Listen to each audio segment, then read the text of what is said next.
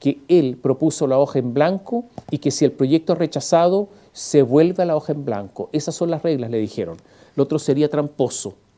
En esto no hubo acuerdo. Es obvio que de ganar el rechazo habrá mucho movimiento en el oficialismo. Los políticos son, y esto entre comillas, animales del poder. Por eso muy pocos pueden ser políticos, porque hay que tener esa vocación.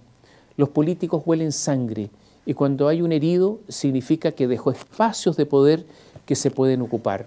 Habrá pasadas de cuenta al presidente del Partido Comunista, resistente a la prueba para reformar, especialmente el sistema político, porque sabe el PC que ahí está la joya de la corona. Y a la impaciencia, habrá pasada de cuenta, a la impaciencia adolescente de tanto frente amplista y también al indigenismo. Jorge Sharp también será objeto de responsabilidades.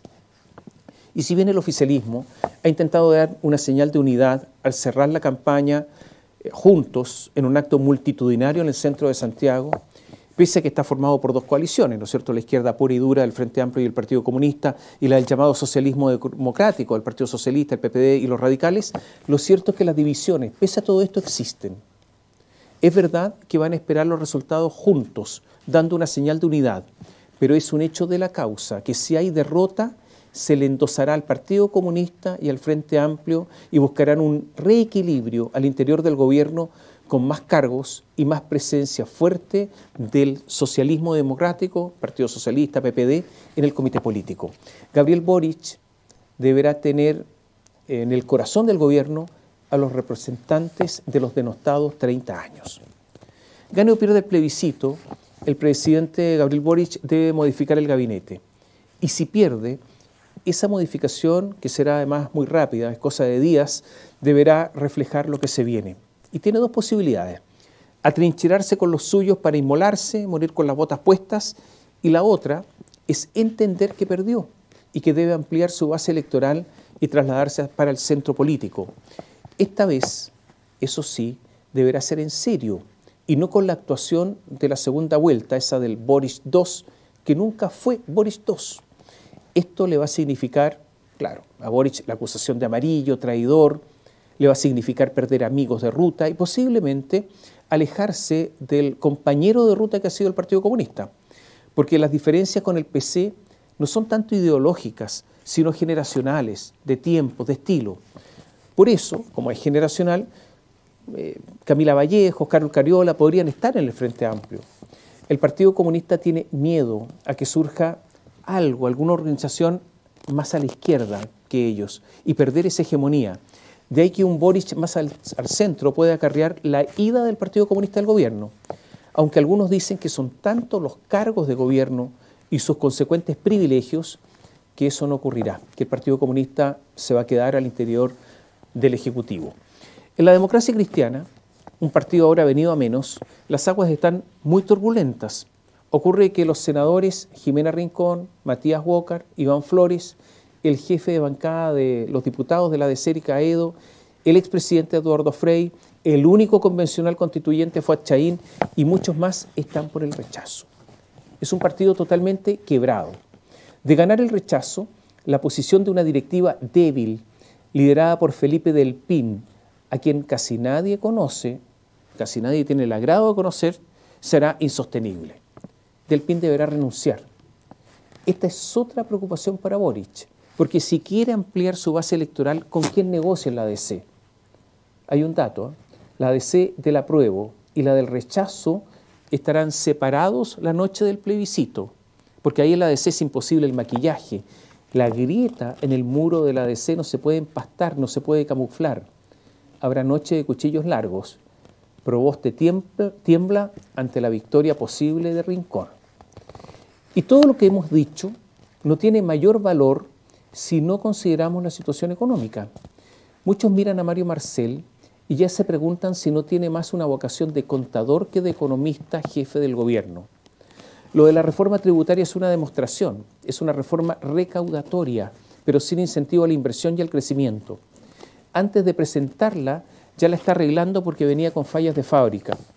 Marcel está preocupado de mantener cierto equilibrio fiscal, pero no tiene un plan económico para enfrentar la crisis que ya llegó y que se va a acrecentar en los próximos meses. Alguien decía que los contadores son buenos para los balances, pero no para dirigir una empresa.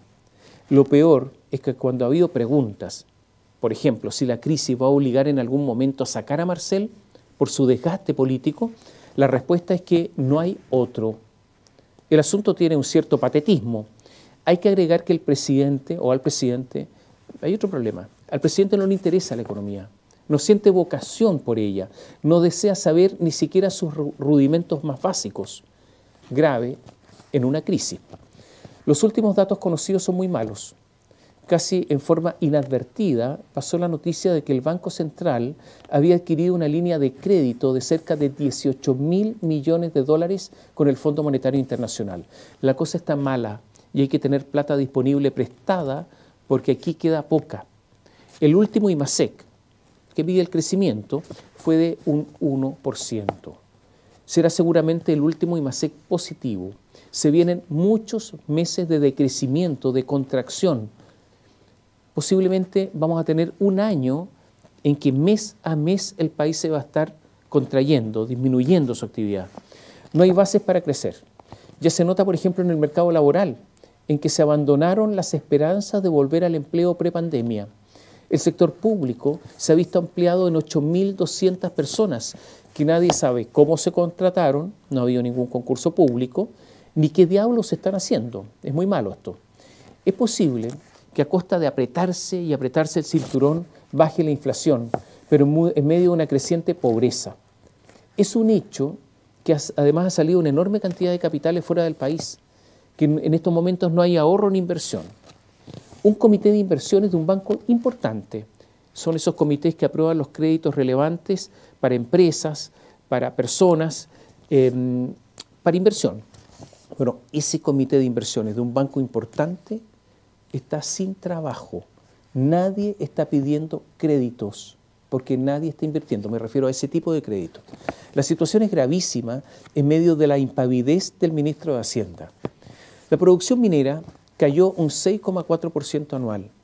La producción industrial cayó un 3,9%, son los últimos datos.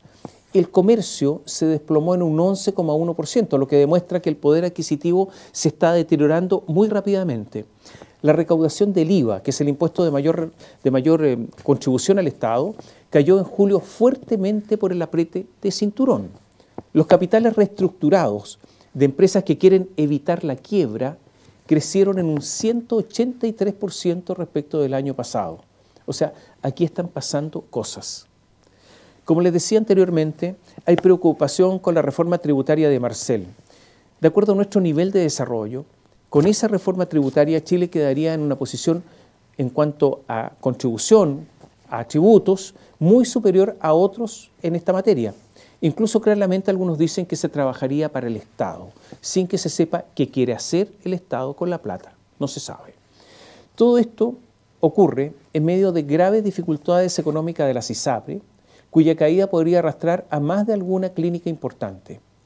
El discurso del presidente ante las aprehensiones económicas, tanto en forma pública pero también en reuniones privadas, ha sido ideológicamente duro y refractario a analizar diversas situaciones. Y esto tiene muy preocupado a la gente de la economía. Y como guinda de la torta, Codelco anunció que producirá este año 100.000 toneladas menos y el próximo, el 2023, 170.000 toneladas menos que las proyectadas, con el consiguiente deterioro fiscal. Como en prácticamente toda empresa pública, no hay responsables, sino indeterminadas circunstancias atribuidas al azar. En medio de la enorme crisis económica que ya está llegando, en medio de un gobierno con pérdida de apoyo ciudadano, en medio de un proceso constituyente nuevo, si gana el rechazo, con un gobierno y un presidente propenso además a cometer errores ante desafíos simples y básicos, la pregunta que rodea o que ronda, la pregunta que se escucha, es cómo apoyar a Boric, no solo pensando en él, sino pensando en la presidencia como institución. Porque la inestabilidad política y la crisis económica le pueden cobrar una factura que podría ser impagable. Sería más fácil pagarla entre varios, siempre que Gabriel Boric está dispuesto a que haya varios. Y lo estarán, esos varios, siempre que ceda, aunque lo acusen de traidor. Este sería un costo bien menor ante el tamaño del desafío. Hay que superar una eventual derrota personal en el plebiscito, una posible ida del Partido Comunista, el distanciamiento de los amigos, el abandono momentáneo del sueño refundacional y de derrotar el neoliberalismo, la economía y las carencias que afectarán a los más pobres y la clase media, ceder poder y gobernar con los despreciables señores concertacionistas, recurrir a la ayuda de Bachelet, sostenerse en la presidencia asediada por las carencias y las limitaciones.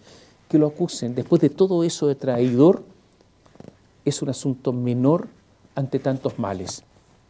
Yo diría que es un asunto en verdad de supervivencia. Bio Bio